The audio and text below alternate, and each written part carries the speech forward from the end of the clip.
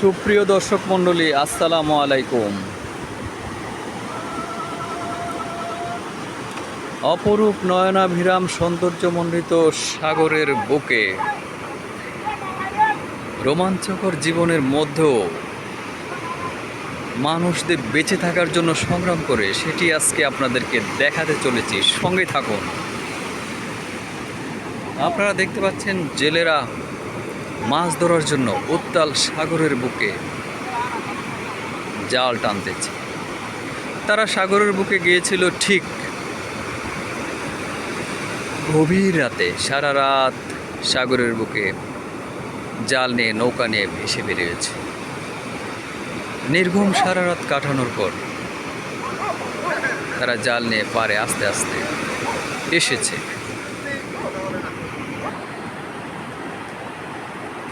সাগরের অপরূপ সৌন্দর্য উপভোগের জন্য পর্যটকরা যখন সাগরের পাড় দিয়ে মনের আনন্দে হাঁটছে, তখন কিন্তু এখানকার জেলেরা বেঁচে থাকার জন্য মাছ ধরার প্রাণপণ চেষ্টা করছে। এবং এখানে প্রত্যেকটা নৌকায় মানে হচ্ছে একটা জীবিকার মাধ্যম।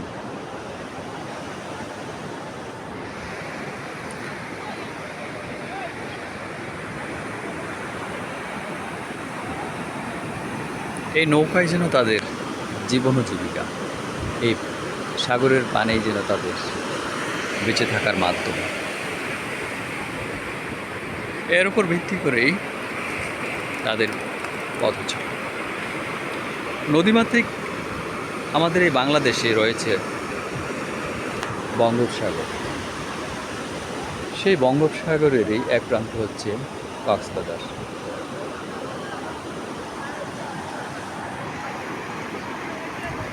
কক্সবাজার সমুদ্র সৈকতটি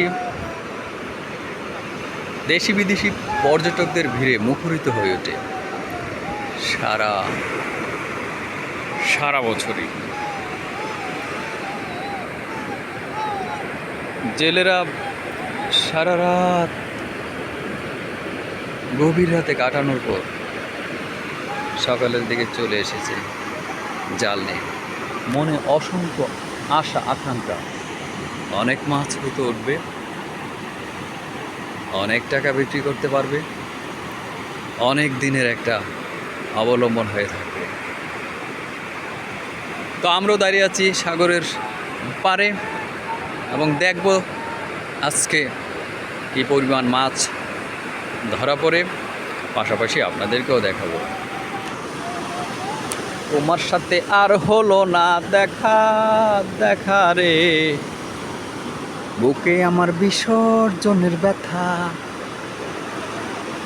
তোমার সাথে আর হলো না দেখা রে, বুকে আমার বিসর্জনের ব্যথা।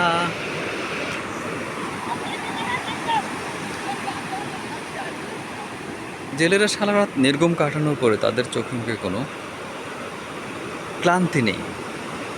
কারণ এই যে বেঁচে থাকার এক প্রয়াস, এখান থেকে যে মাছগুলো ধরা হবে সেগুলোকে নিয়ে যাওয়া হবে সমিতিপাড়ায়। সমিতিপাড়ায় রয়েছে মাছের বিশাল হাট, সামুদ্রিক মাছের বিশাল হাটটি সমিতিপাড়ায় হওয়াতে তারা এখানে যত মাছ পাবে সবগুলো মাছে ওখানে নিয়ে বিক্রি করবে এবং প্রয়োজনে কিছু রেখে দিবে। এই জেলেরাই যখন রাতের প্রথম ভাগে সাগরের বুকে মাছ ধরার উদ্দেশ্যে রওনা করে, কখনো কখনো তারা একদিন, কখনো কখনো তারা 2 দিন, এমনকি 3 দিনের জন্য সাগরের বুকে বেরিয়ে যায় আর জাল ফেলে মাছ ধরতে থাকে। যতক্ষণ মাছ না পায় তাদের মাছ শিকারের অভিযান চলতেই থাকে। পাশে রয়েছে তাদের নিজস্ব তৈরি কিছু নৌকা। এরই মধ্য দিয়ে, এই নৌকাগুলোর মধ্য দিয়ে তারা সাগরে ভাসতে থাকে এবং মাছ ধরতে। আসলে সাগর পাড়ে রয়েছে বেঁচে থাকার নানান মাধ্যম। আপনারা দেখতে পাচ্ছেন একজন লোক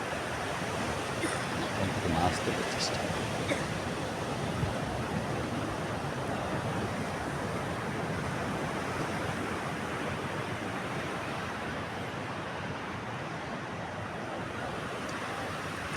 আসসালামু আলাইকুম।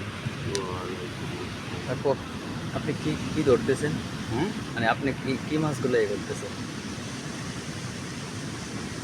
জামাতের বোনা আচ্ছা, পরে এগুলো কি করেন? এখানে বিক্রি করে। এগুলো কি ইয়ে থাকে, যে জেতা থাকে, জীবিত থাকে? হুম, এগুলি সাতক্ষীরা যাবে না। ও, সাতক্ষীরা চলে যাবে এগুলা? হুম,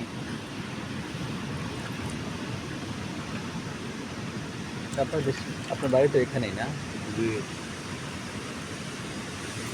এই মাছ ধরার সাথে আপনি কত বছর আছেন? কত বছর ধরে মাছ ধরেন? বা আপনি মূলত কি কাজ করেন এগুলাই? মাছটা আমি ধরি নাই, হ্যাঁ, আমি তো আপনাদের মতো ঘুরতে আসছি। আচ্ছা ঠিক আছে, ধন্যবাদ। সুপ্রিয় দর্শক মণ্ডলী, আমরা কথা বলছিলাম, এখানে আরেকটা বিষয় আছে, সেটা হচ্ছে যে এই সাগর থেকে যে ছোট ছোট চিংড়ি মাছগুলো ধরা পড়ে, এই চিংড়ি মাছগুলো কিন্তু আবার সাতক্ষীরায় পাঠানো হয়, যাতে ওখানে চিংড়ি চাষের ঘের রয়েছে।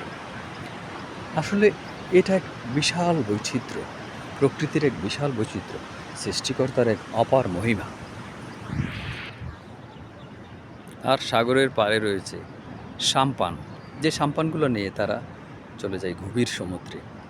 এই গভীর সমুদ্রের সাম্পানটাকে এমনভাবে ডিজাইন করা হয় যেন সাগরের ঢেউর সাথে নিজেকে খুব সহজে উম, মানিয়ে নিতে পারে।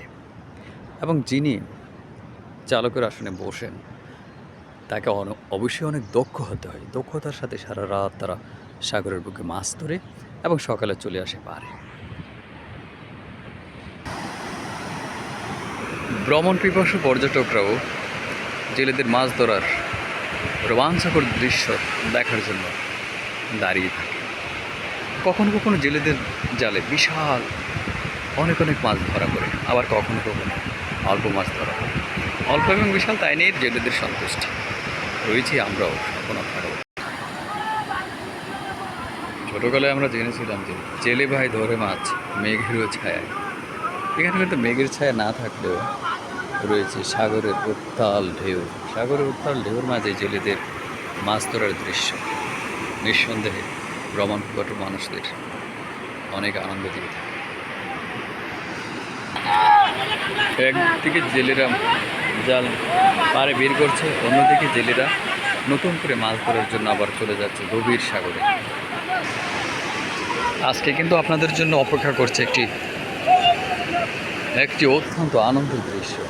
মনে হচ্ছে জেলেদের মাঝে মাছ অনেক বেশি ধরা পড়েছে, কারণ তাদের সুন্দর হাসি আনন্দের মুহূর্তগুলো বলে দিচ্ছে আজকে তো মোটামুটি ভালোই মাছ ধরা পড়েছে। তো দেখা যাক, আপনারা আমাদের সঙ্গেই থাকুন।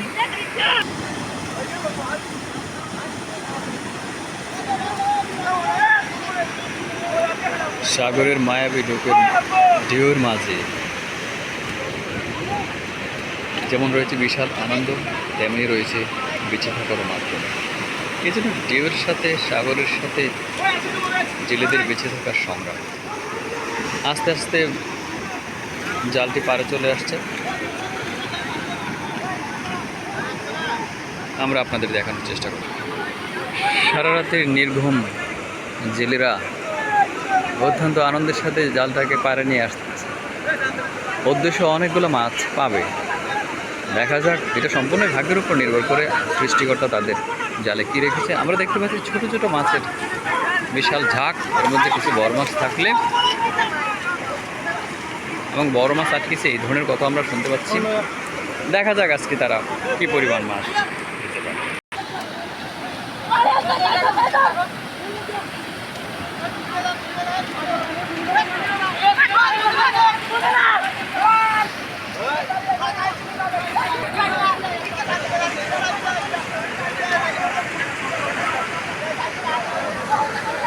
জালটি নিয়ে আসা হচ্ছে, এর ভিতরে মাছ আছে, আমরা দেখবো কি পরিমাণ মাছ আছে।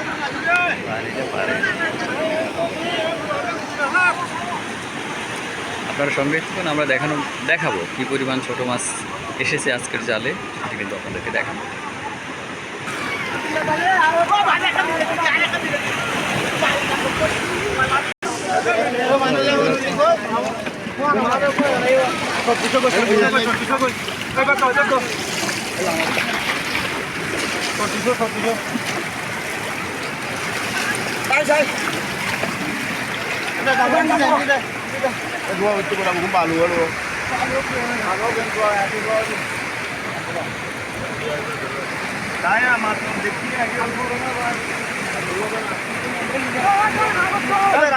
একদম সাগরের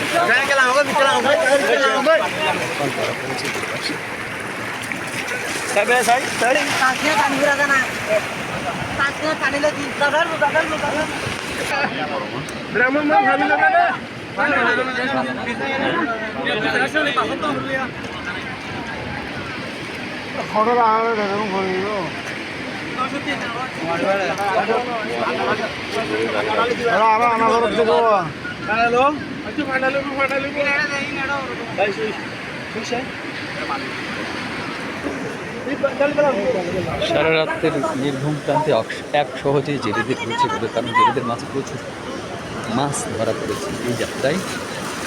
তারাও খুশি, কিন্তু আমরা যে আশা করছিলাম যে বড় মাছ, সেটি কিন্তু খুব একটা ধরা পড়ে নাই।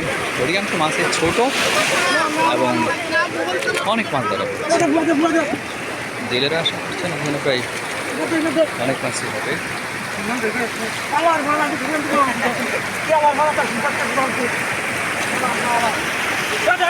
খুব কাছ থেকে সাগর এবং জেলেদের জীবনযাত্রা যদি আপনি উপভোগ করতে চান, তাহলে সাগর পাড়ের অপরূপ নয়নাভিরাম দৃশ্যের পাশাপাশি মানুষের বেঁচে থাকার যে জীবিকার যে একটা মাধ্যম, সেটি কিন্তু খুব সহজেই এই সাগর পাড় থেকে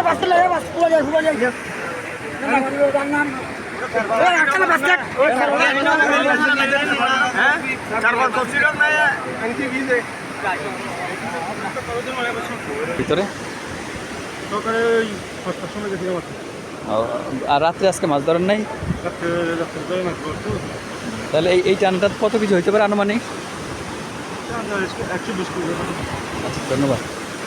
আমরা কথা বলছিলাম একজন জেলের সাথে, তিনি বললেন যে 120 কেজির মতো মাছ হতে পারে। ধন্যবাদ সুপ্রিয় দর্শক মণ্ডলী, সাগরে ঘোরার পাশাপাশি দেখানোর চেষ্টা করছি মাঝিদের মাছ ধরার রোমাঞ্চকর দৃশ্য। হারিয়ে গিয়েছিলাম উত্তাল ঢেউয়ার জেলেদের মাছ ধরার রোমাঞ্চকর দৃশ্যে। পাশাপাশি কিছু মাছ আছে যেগুলো অ্যাকুরিয়ামে রাখার জন্য রাখা হয়। লাল ফু হাইবে ওটা ইমান অত লাল ফয় ইমান অত লাল ফয় লাল ফয় নাম কি মাছটা? এবার লাল মা মা বলতেছে লাল ফয়, এটা তো ইয়াওয়া ওই মাছ না কি মাছ এটা? ওই কি মাছ এটা? এটা লাক্কা মাছ ছ, লাক্কা মাছ ছ কি হবে 250 কেজি, 270 কেজি। এটা মানে মোট কত বেচছেন? 29,000 ধন্যবাদ সুপ্রিয় দর্শক মন্ডলী। 29,500 টাকা বিক্রি হয়ে গেল মাছগুলোর সাথে সাথে, পারে আসার সাথে সাথে তাজা মাছগুলো 29,500। ওনারা মেইন যে জেলে, তিনি বলছেন যে এখানে প্রায় 250 কেজি মাছের 250 কেজি ছোট মাছ হবে। মাছ পাইব